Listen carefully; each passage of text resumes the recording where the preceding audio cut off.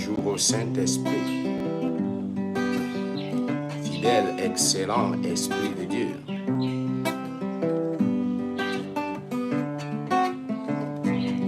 Quand je me lève le matin, je dis bonjour au Saint-Esprit, toi qui m'as gardé toute la nuit. Et maintenant, Esprit de Dieu, je vais affronter ma journée. Je vais être en contact avec mon nom. Conduis-moi dans ta sagesse.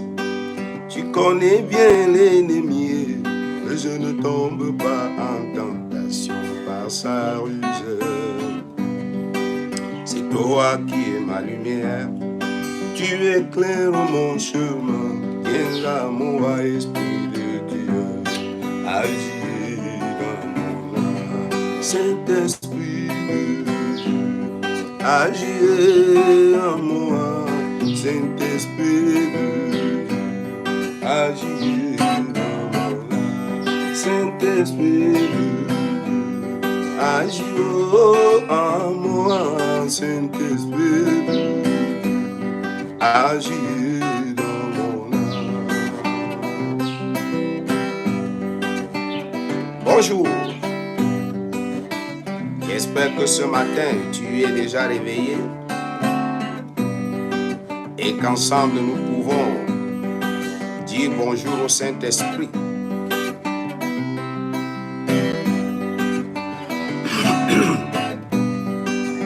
Tu vois que moi je viens de me réveiller.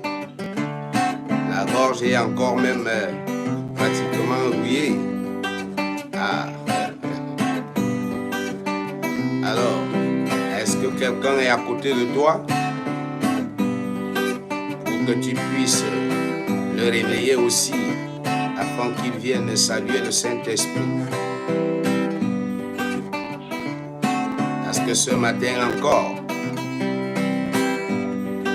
nous allons parler de la troisième chose mondiale. Quelle doit être notre attitude face à cela en tant que chrétien, en tant qu'enfant de Dieu? Et c'est pourquoi je te réveille ce matin et que tu commences à dire bonjour au Saint-Esprit. Tu entends autour de moi les oiseaux qui chantent déjà pour louer notre Dieu le matin. Les oiseaux qui envoient déjà leur voix et cherchent même à venir dépasser ma voix. Il n'y a que toi qui es peut-être encore en train de ronfler. Alors enlève la couverture déjà, assieds-toi et que nous puissions ensemble dire bonjour au Saint-Esprit. Je voudrais, Saint-Esprit de Dieu, que nous parlions un peu de mon âme, car tu es venu à moi pour m'aider. Mon âme est le véritable problème dans ma vie, Esprit de Dieu. Tu sais que c'est le ciel du combat de l'homme. Depuis le jour que l'homme est tombé, Satan a récupéré son âme, il fait de ça ce qu'il veut pour le détruire. La violence et la haine, l'adultère et tous les autres péchés, tout cela passe par mon âme. Agis dans mon âme, Saint-Esprit de Dieu, agis en moi, Saint-Esprit de Dieu, agis dans mon âme, Saint-Esprit de Dieu, agis en moi, Saint-Esprit de Dieu, agis dans mon âme.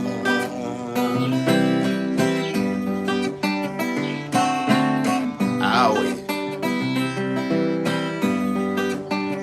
Parce que lorsque tu te lèves le matin, la première des choses, surtout dans ces temps mauvais, dans les temps difficiles, il est très important pour toi de dire bonjour au Saint-Esprit, de l'invoquer afin qu'il marche avec toi tout au long de la journée.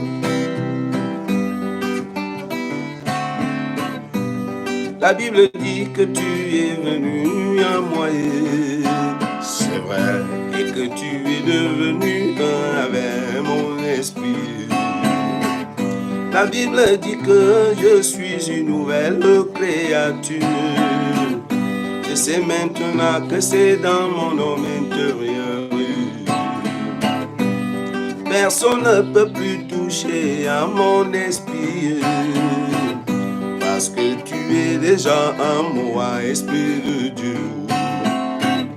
La Bible dit que tu es les fleuves d'eau vive, ces fleuves d'eau vive qui coulent, qui jaillissent à mort. La Bible dit que tu es la lumière, mon pouvoir de développement. C'est pourquoi, Esprit de Dieu, agis dans mon âme. Saint-Esprit de Dieu, agis en moi. Saint-Esprit de Dieu, agis dans mon esprit de vie, esprit d'amour, esprit de paix, esprit de joie.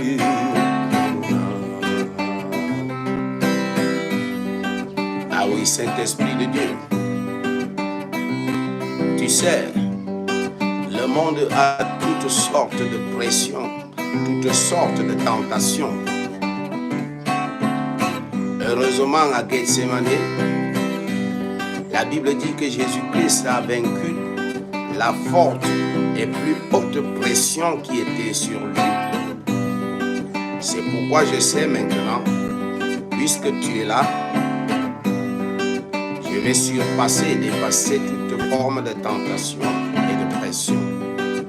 C'est ça mon partage en Jésus-Christ.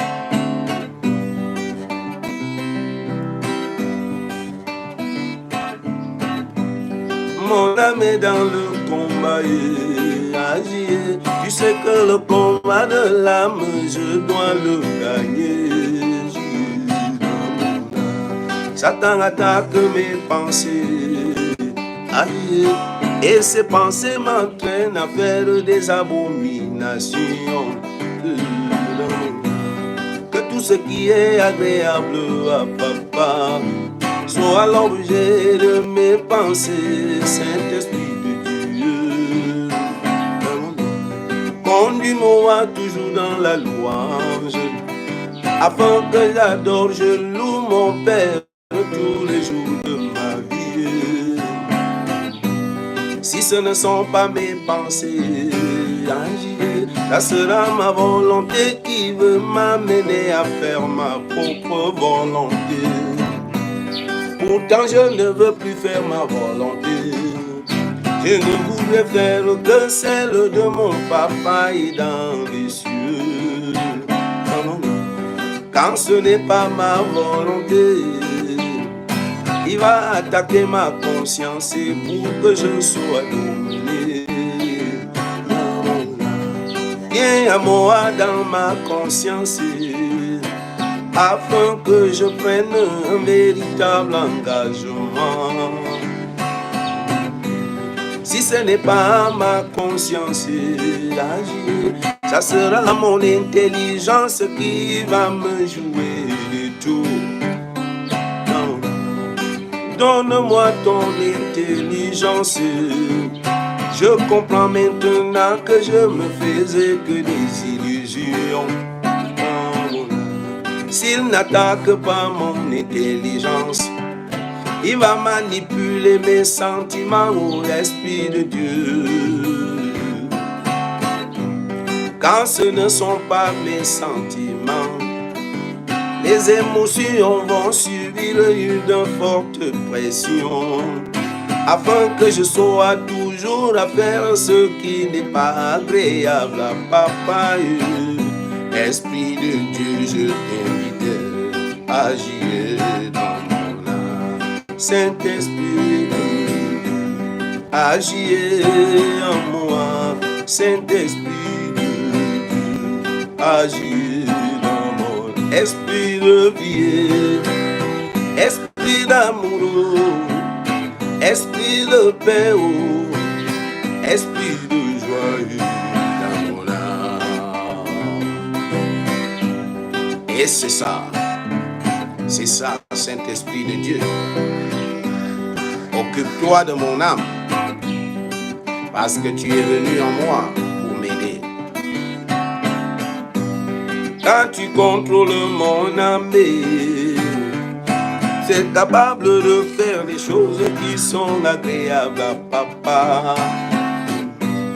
Quand tu inondes mon âme, je suis comblé parce que la vie Zoé est déjà en moi.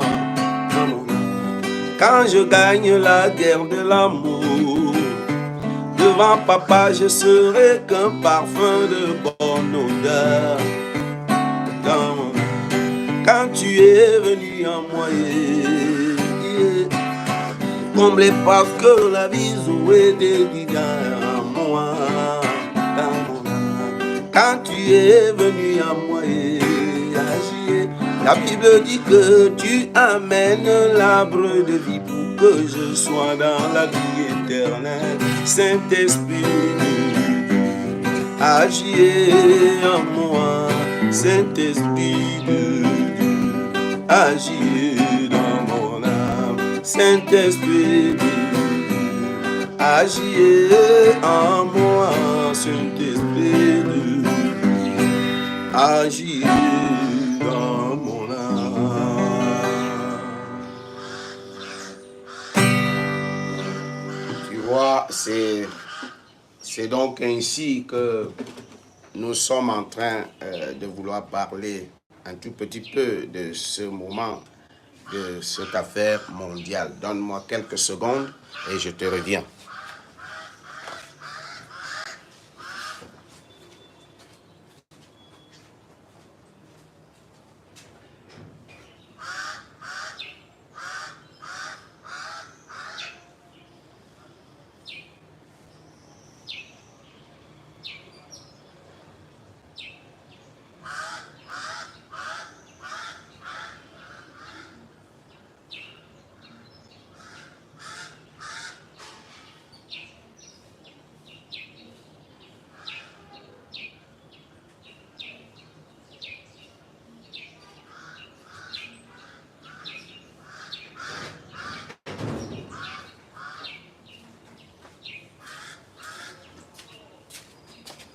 Voilà, je pense que nous pouvons avancer.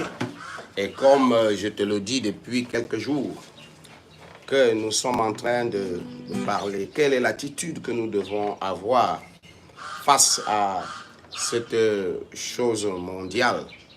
Quelle est l'attitude que nous devons adopter? Parce que nous sommes des enfants de Dieu et que, reconnaissons-le, comme je vous l'ai déjà dit, ce n'est pas une chose qui a encore besoin que l'on se pose des questions. Est-ce que ça va se passer? Est-ce que ça va?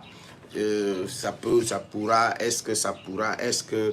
Non, la vérité c'est que nous y sommes déjà. Nous sommes déjà dedans. Et cette guerre est beaucoup plus... Elle commence beaucoup plus spirituellement. Et c'est pour ça que nous ne devons pas négliger.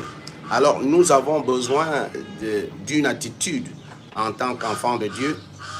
Et comment est-ce que nous devons pouvoir gérer, comment nous devons pouvoir manifester pendant ce temps, au temps de cette chose mondiale. Je voudrais vraiment attirer ton attention là-dessus pour que tu commences par ce que nous faisons petit là, c'est-à-dire l'attitude que nous autres, nous pouvons avoir, c'est de commencer par tourner les reins vers le Seigneur. Vous savez, je vais vous raconter une petite anecdote.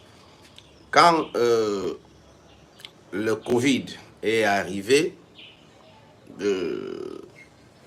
dans le monde, je me souviens dans ma petite chaîne de télévision, Excel Discovery, je faisais à chaque fois, pendant 2 ou 3 ou 4 jours, une semaine, je voyais chaque télévision au moment où on passait le nombre de morts, le nombre de victimes, et ça passait à longueur de temps. Et c'était comme le slogan de chaque chaîne. On faisait les radios, les chaînes, les radios, l'Internet et tout. Cela m'a révolté. Et pendant que j'étais en train de suivre ça, il y a eu à tel endroit, il y a eu tant de morts, à tel coin, il y a eu tant de morts. Bon, le Saint-Esprit m'a inspiré. Il me dit, change de disque. Change de disque et ne prêche pas comme tout le monde est en train de prêcher. Ne fais pas la liste des morts chaque jour. J'ai réussi à créer deux émissions, autant pour moi. Deux émissions. La première émission était celle que moi-même j'animais, c'est-à-dire j'étais l'invité de cette émission. Le présentateur était là et nous avons organisé cette émission qui permettait à ce que nous puissions relever la pensée des chrétiens. Vous savez, le titre de cette émission, l'émission était intitulée « Ne crains rien, je t'aime ». Donc, chaque matin, j'avais fait le générique avec ma guitare. Ne crains rien, je t'aime, je suis avec toi.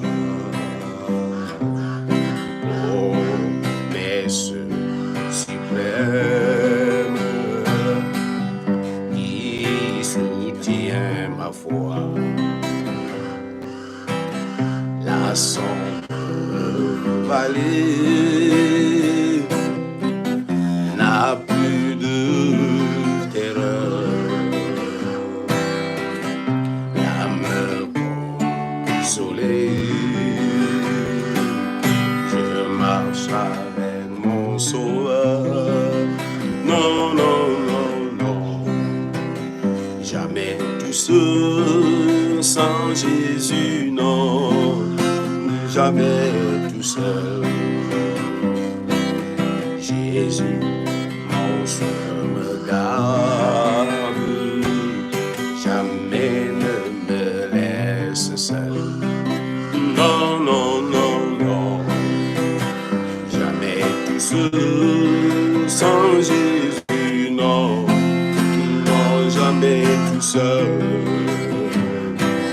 Jésus, mon sauveur me garde, je ne suis jamais tout seul. J'ai commencé à parler, à chanter ça chaque matin et nous avons organisé une émission de pratiquement 2 heures de temps. Et la deuxième émission, nous avons intitulé cela Coronavirus, on se relève. Coronavirus, on se relève. Et cette émission était aussi conduite par un autre animateur. Je dois vous avouer que petit à petit, nous avons vu un miracle. Nous avons vu comment, comme les émissions étaient interactives, parce que surtout l'émission Ne crains rien, je t'aime était une émission interactive. Donc, dans le monde, les gens ont commencé à nous envoyer des messages dans le monde entier. Les gens ont commencé à parler dans le monde entier, à se sentir encouragés, à se sentir bénis et à se sentir même relevés au fur et à mesure qu'on avançait. Les gens étaient en train de se sentir soulagés, de se sentir protégés, de sentir que le Seigneur est en train de faire de grandes choses avec eux. Et vous voyez, je puis vous assurer que cette attitude a permis que au Cameroun, en réalité, dans mon pays, il n'y avait jamais eu véritablement de peur, de psychose, de ceci. Je me souviens, il y avait un jeune homme qui avait appelé et me dit, mon père, depuis que je suis votre émission là, mais j'ai un problème, ça fait 2 semaines, je n'arrive pas à dormir. Le matin, je me lève pour venir suivre l'émission, mais je ne parviens pas encore à dormir. Je dis, qu'est-ce qui ne va pas? Il me dit que je me suis levé moi-même pour aller faire les tests de Covid pour moi-même chez moi. J'ai dit, il faut que j'y aille. Depuis que je suis parti là-bas, on ne m'a pas donné le résultat, mais depuis que je suis rentré de là-bas, mon cœur ne fait que battre, mon cœur ne fait que battre. Je sais que on va me dire que j'ai quoi, est-ce que je suis atteint ou bien je sais. Donc c'est ça qui crée la psychose au-dedans de moi. J'ai ri, j'ai dit, mon fils, si tu en avais déjà, tu n'as même pas besoin de test. Moi-même, je suis allé faire le test. Est-ce que tu as besoin de test? Si tu en avais, regarde, tu parles normalement comme moi, tu écoutes ce que je dis, tu réponds. Mais d'où te vient la pensée toi-même de quitter pour aller faire le test? Et maintenant, on ne te donne pas le résultat. Ça fait 2 semaines, tu n'as pas de résultat de test. Et toi-même, tu as commencé à provoquer la maladie, à provoquer le stress au-dedans de toi. Et je lui ai dit, mon fils, il faut que tu comprennes que le juste que tu es censé être en tant qu'enfant de Dieu, le juste vit par la foi. Le juste ne vit pas par le résultat. Le juste ne vit pas par la victoire. Le juste vit par la foi. Alors, il faut que tu changes toi-même ton attitude. Il faut que tu renonces, que tu refuses d'accepter dans ta pensée. Et c'est pour ça que je viens aussi commencer à te parler depuis quelques jours. Je suis en train de te dire que quelle est l'attitude que nous devons avoir face à cela. Vous savez, je ne parle pas à monsieur tout le monde. Parce qu'il est difficile de dire à quelqu'un qui n'a pas l'espérance en Dieu, qui ne croit pas en Dieu, il est difficile de dire à cette personne que là où tu es là, il y a des pompées remplis de nucléaire, des pompées qui sont remplis de ceci, qui vont s'éclater par-ci, par-là, les pompées vont s'éclater, et que il est difficile pour cette personne de se mettre dans sa tête que malgré cela, je ne vais pas aller de vie à trépas. Il faut que la personne s'arme elle-même de la capacité de croire, d'accepter, de te dire que Jésus-Christ est avec moi, que Jésus-Christ, je ne dois pas avoir peur de ce qui peut se passer dans ma vie. Tu comprends? Tu dois toi-même organiser cela dans ta vie. Et c'est pourquoi nous devons avoir cette attitude d'espérance, cette attitude de foi, cette attitude de capacité à renoncer à une peur, à renoncer à renoncer à l'inquiétude, à la psychose. Non, nous devons plutôt avoir l'attitude des enfants de Dieu, l'attitude de la parole de Dieu qui dit, quand tu traverseras le feu, les flammes ne t'embraseront point. Donc quand les grandes eaux, les fleuves, les grandes eaux ne te submergeront point. Ces paroles ne sont pas des paroles vaines. Ces paroles sont des paroles d'assurance. Et notre attitude doit donc être l'attitude de ceux qui se disent que notre Père ne nous a pas avertis pour rien. Il nous a avertis non seulement peut-être pour aider ceux qui n'ont pas encore la capacité de le connaître, mais aussi nous aider nous-mêmes à ce que nous puissions vivre selon qu'il est écrit, mon juste vivra par la foi. Donc nous devons avoir l'attitude de ceux-là qui croient à la victoire. Jésus n'a-t-il pas dit, vous aurez des tribulations, mais prenez courage, j'ai vaincu le monde. Donc il nous a rassuré qu'il a déjà vaincu le monde. Le monde déjà vaincu ne peut plus jamais nous noyer. Ça ne peut plus jamais nous engloutir. Nous avons aujourd'hui la capacité de pouvoir compter sur lui, de pouvoir espérer en lui, de pouvoir nous attendre. Vous voyez? Et cela va de soi parce que à tous les niveaux, partout là où tu seras, tu vas avoir de la persécution.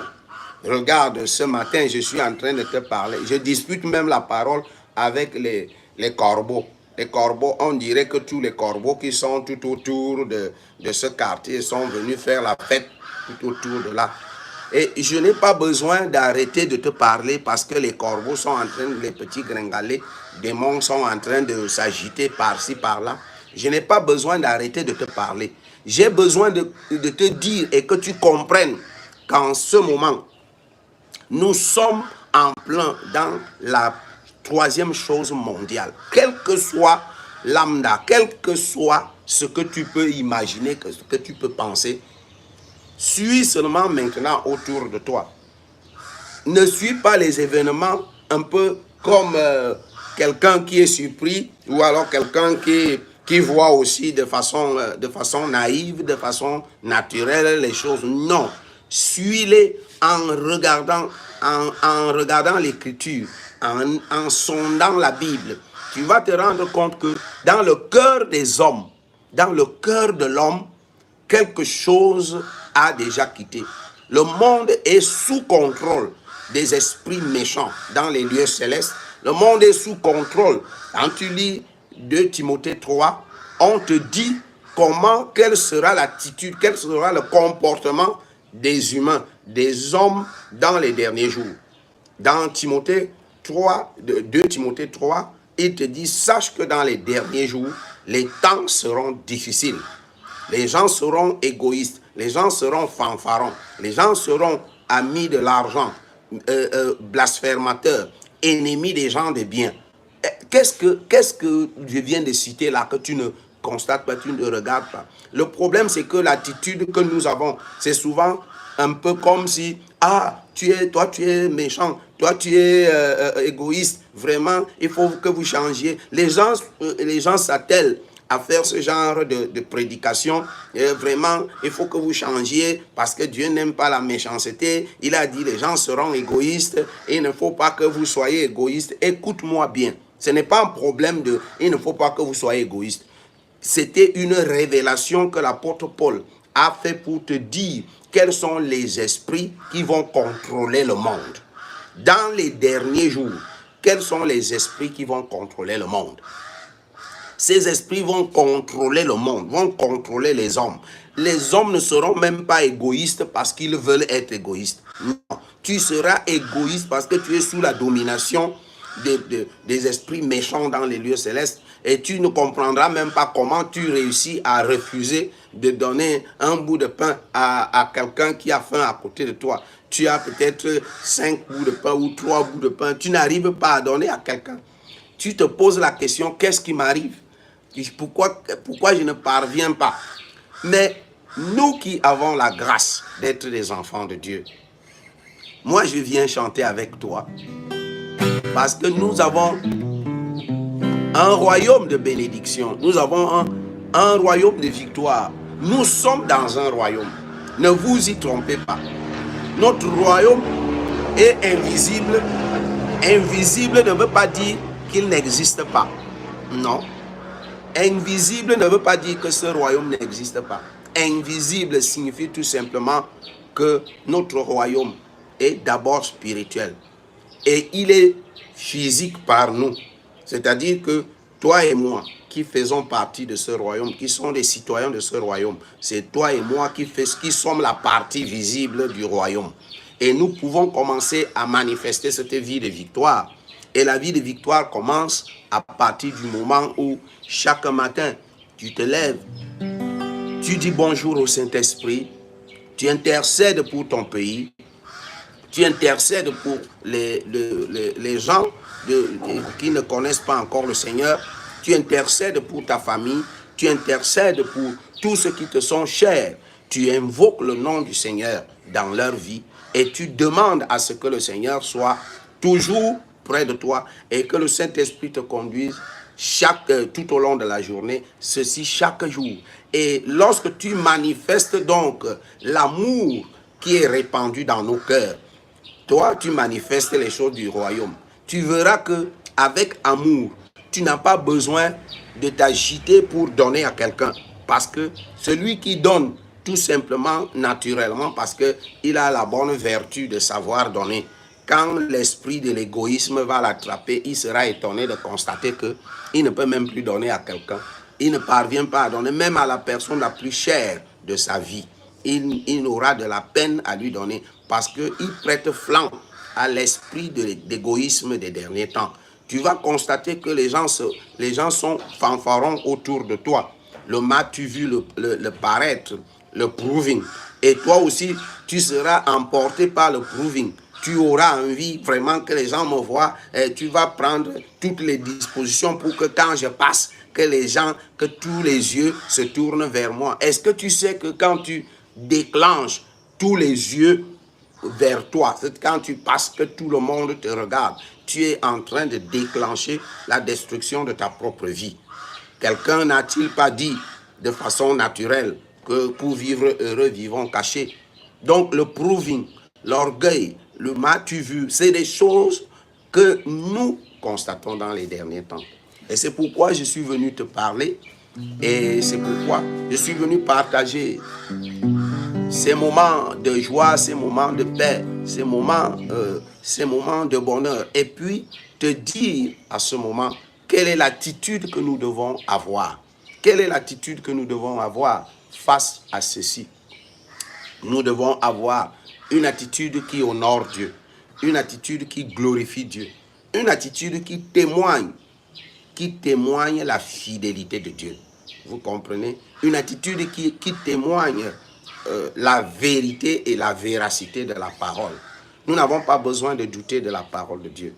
Nous avons besoin de rester fidèles à notre Dieu, de rester ferme, de rester focus pour que rien ne nous ébranle, que rien ne nous empêche d'être des enfants de Dieu. Il ne faut pas t'attacher au bien de ce monde. Parce que vous savez, ceux qui sont plus en difficulté par rapport à la troisième chose mondiale, chacun essaie déjà de regarder ses biens matériels. Oh, j'ai des maisons, moi j'ai ceci, j'ai des voitures. Quand tout cela va être détruit, je vais faire comment? Es-tu sûr qu'en mettant ton cœur dans le matériel, dans les biens, dans l'argent, tu es sûr que toi-même tu vas survivre? Alors, un enfant de Dieu, nous ne mettons pas notre cœur dans ces choses-là. Vous comprenez? Nous ne mettons pas notre cœur dans ces choses parce que ces choses ne sont pas ce ne sont pas des choses qui nous amènent à perdre notre espérance, à perdre notre vie. J'ai trois petites choses que je demande à mon Dieu. Ne me les refuse pas pour l'amour que tu as pour moi. À quoi te servirait-il de gagner le monde entier si tu venais à perdre ton âme? Insensé. La première chose, c'est que je voudrais rester dans la maison de mon Père toute ma vie, sans jamais quitter. Jusqu'au jour, Seigneur, tu me rappelleras à toi. Je fais de toi mes délices, les délices de ma vie. La deuxième chose, Seigneur, je t'en prie, ne me rends pas riche, de peur de te mépriser et de perdre mes privilèges auprès de toi. L'amour de l'argent et l'inimitié à Dieu, on ne peut jamais servir maman et servir aussi l'Éternel. La troisième chose, Seigneur, refuse, papa, d'être pauvre dans ma vie, de peur de te maudire. Ma bouche ne doit que te bénir toute ma vie. Ah non, non, non, non, non, non, je refuse d'être pauvre. Hey! Ah, wow, wow, wow. Demeurer enfant de Dieu. Un bonheur selon de Dieu, plus précieux que de l'or, plus précieux que de l'or. Il connaît ce qui nous convient, nous le donne en abondance.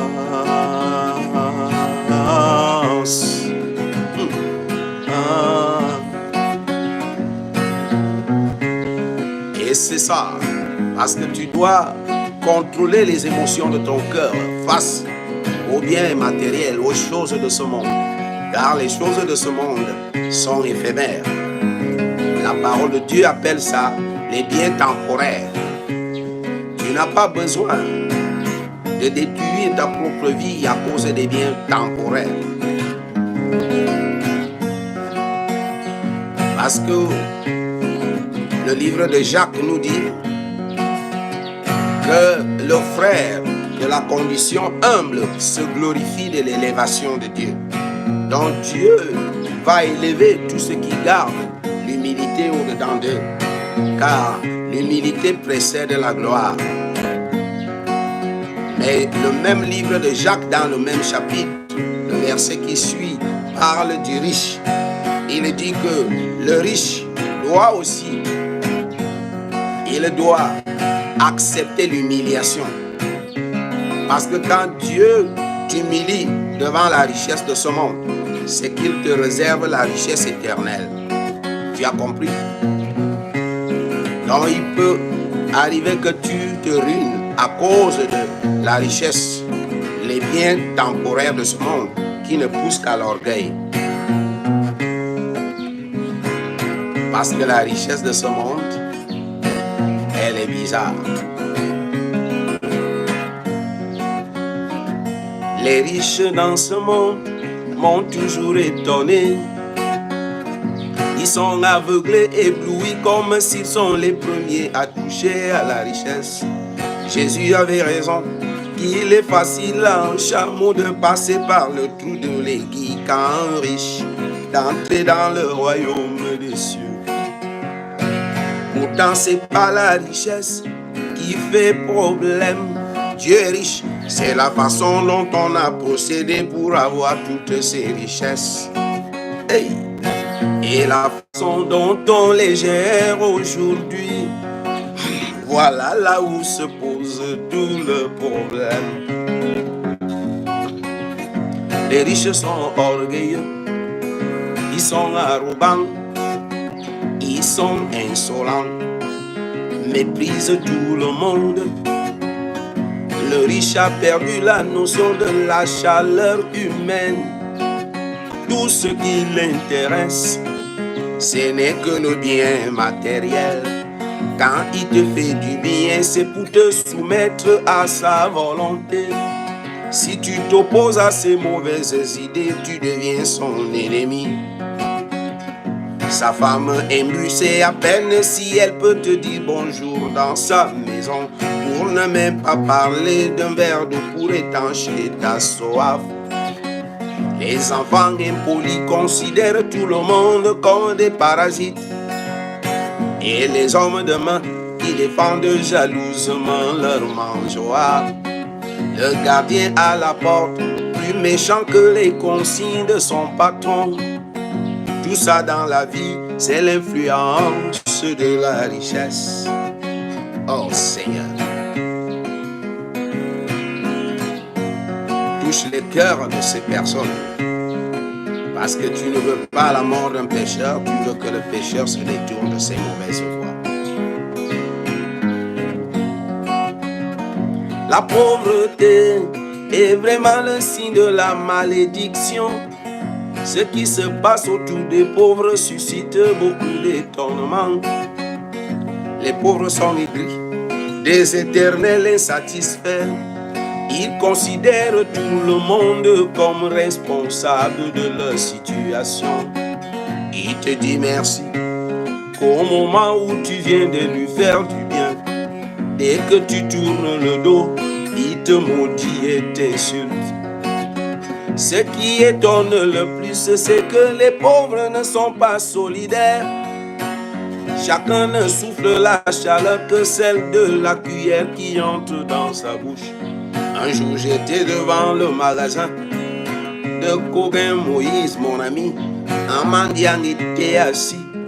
demandant l'aumône. Quelques minutes après, un autre mendiant est arrivé, voulant s'installer pour demander aussi quelques jetons. Le premier, très fâché, est venu voir qu'aucun Moïse. Viens chasser celui-ci, mon ami, il est là pour salir ta cour. Je me suis étonné, j'ai vraiment vu que la pauvreté est bien signe de malédiction. Non, non, non, non, non, mon Dieu. Hey!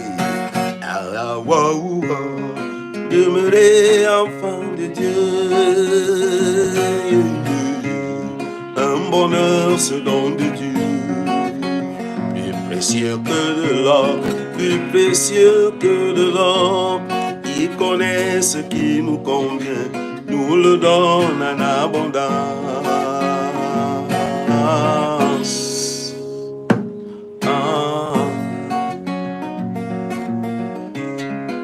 Ah, c'est ça. Donc, tu ne vas pas t'inquiéter. Tu ne vas pas mettre ton cœur en te disant « Ah, je viens même de commencer le travail, je viens même d'être embauché, je n'ai même pas encore, je ne me suis pas encore marié, comment la fin du monde va arriver ?» Vous savez, c'est des petites choses que nous pouvons négliger, mais au fond de notre cœur, ça empêche notre foi de grandir. À quoi ça te sert de gagner le monde? Et si tu vas aller en enfer, si tu vas perdre ton âme à la gaine.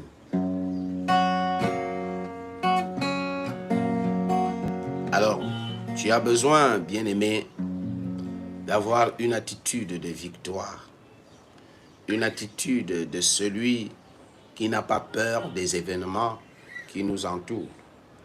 Tu n'as pas besoin d'avoir peur de ces événements. Parce qu'en réalité, tu as été averti. Quelqu'un n'a-t-il pas dit un homme averti en vaut deux? Lorsque ton Dieu, ton Père t'a averti, c'est pour que tu n'aies pas l'attitude de peur, d'inquiétude, d'incrédulité. Non, mais c'est plutôt pour que tu avertisses aussi. Parce que si vous regardez les événements tels qu'ils se déroulent aujourd'hui, vous allez même trouver certains chrétiens dignes de ce nom, en train de débattre de ce qui se passe au Moyen-Orient, en train de condamner Israël, en train de dire qu'Israël, c'est un peuple des criminels, un peuple des méchants. Si les gens de ce monde le disent, ils ont raison. Vous comprenez? Si les gens de ce monde, ceux qui ne connaissent pas Dieu, quand ils le disent, ils ont raison, parce que vous ne pouvez pas leur demander d'avoir la même pensée que ceux qui ont la lumière. Ceux qui connaissent la lumière et connaissent que ce n'est pas une guerre d'aujourd'hui. On est d'accord pour ceux qui lisent la Bible et qui croient que la Bible dit la vérité. Tu ne peux pas avoir la même attitude que celui qui ne fait pas garde, qui ne prend pas garde à la parole à lui adressée par Dieu. Lui, il raisonne de façon normale, de façon naturelle, de façon limitée, et il ne peut que condamner. Et toi, tu ne peux que voir l'accomplissement ou alors la véracité de la parole. Souviens-toi que dans le livre de Nombres, qu'est-ce que Dieu a dit à Israël?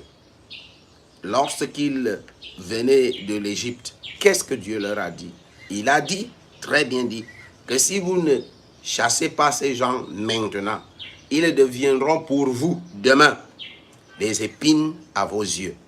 Israël est condamné à combattre. Vous comprenez ça? Israël est condamné à faire la guerre. Donc, vous qui avez la bonne lecture, vous qui avez la lecture des Saintes Écritures, vous qui croyez au Dieu vivant, vous pouvez ne pas vous amuser à regarder les choses telles que le monde les regarde. Le monde regarde. C'est pourquoi ça fait partie des attitudes que nous devons avoir. quel a été l'objectif, le plan parfait de Dieu? Ceux qui sont que vous appelez aujourd'hui les Palestiniens, est-ce que vous savez que leur nom ancien, c'est les Philistins? Vous êtes au courant de ça? Soyons quand même, ne soyons pas des simples religieux. Les simples religieux qui lisent la Bible, qui pratiquent les prières par jour de façon machinale, de façon robotique, et qui disent, bon, moi j'ai déjà fait l'aumône, j'ai fait mes 5 prières, j'ai fait ceci. Nous ne sommes pas des religieux. Le royaume de Dieu est une nature. Le royaume de Dieu est un royaume vrai et même réel. C'est nous qui rendons ce royaume réel, mais Dieu rend ce royaume vrai. Parce que ce n'est pas, c'est spirituellement qu'on en juge. Donc notre attitude ne doit pas être liée à ce que nous voyons avec nos yeux. Parce que tout ce que nous voyons dans le monde a commencé dans l'invisible. Tout ce que vous voyez dans le visible commence dans l'invisible. C'est pourquoi l'attitude que nous devons avoir doit être une attitude de ceux qui connaissent où est-ce que nous allons et de quoi nous sommes en train de parler. Nous ne pouvons pas être comme ceux qui ne connaissent pas de quoi ils parlent. Vous comprenez?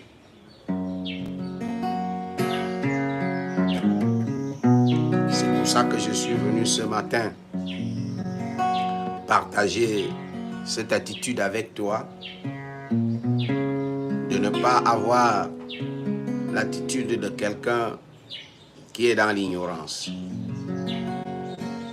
Et je prie que le Seigneur puisse ce matin réveiller ton attention et qu'il oriente ta pensée pour que tu comprennes que tout ce que Dieu a dit va s'accomplir. Que je monte, que je descende, que je sois d'accord ou pas, ce qui a été prophétisé va toujours s'accomplir. Peu importe le temps que ça va prendre. Donc la 3e chose mondiale a été prophétisée. Plusieurs endroits dans l'Écriture. J'ai choisi un endroit beaucoup plus clair qui est Apocalypse 9, partie du verset 13. Tu vas lire, relire et tu comprendras que ce que Dieu a dit, personne ne peut changer. Et il n'y aura pas une seule petite chance pour que ça ne se produise pas. La 3e chose mondiale est déjà en cours. Ce n'est pas que ça va se passer. Tu dois tout simplement demander à Dieu de te révéler aussi comment ça se déroule et quelles sont les différentes articulations, aspects qui te feront de plus en plus confirmer et remarquer. C'est la prière que tu dois faire devant Dieu, sans avoir peur.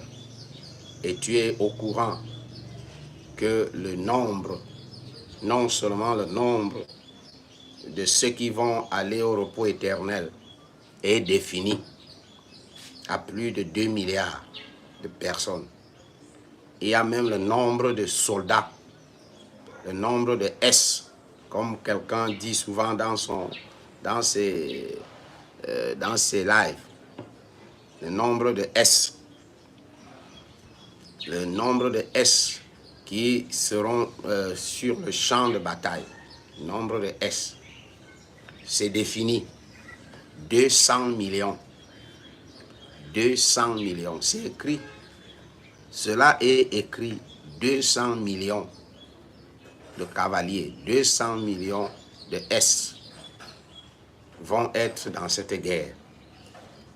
Je veux dire, dans cette affaire. Alors, tu es au courant de toutes ces choses. Quelle est ton attitude? Ton attitude, c'est beaucoup.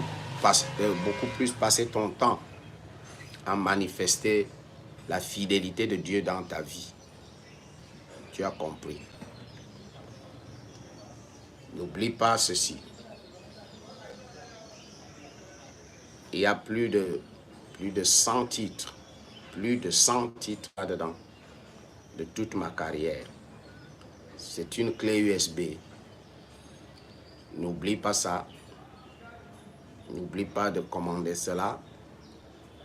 Et pour ceux qui ont envie de commander, je vais vous donner le numéro WhatsApp